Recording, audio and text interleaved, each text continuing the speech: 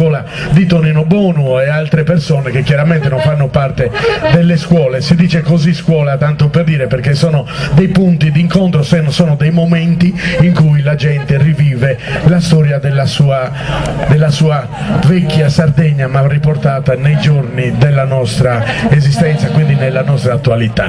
Intanto godetevi ancora questo ballo campidanese e poi Passo Torrao, e poi ci avvieremo alla conclusione della nostra serata con un ringraziamento ancora all'associazione di volontariato che ci ha voluti, che ha voluto questa festa, e chiaramente il comune che ha fatto così da mammina, se vogliamo dire pure, perché ha dato il suo contributo per la realizzazione, per voi sardi e non sardi, coloro che forse molti di voi si affacciano per la prima volta a fianco o di fronte a una storia millenaria come quella della nostra cara e amata Sardegna. Grazie.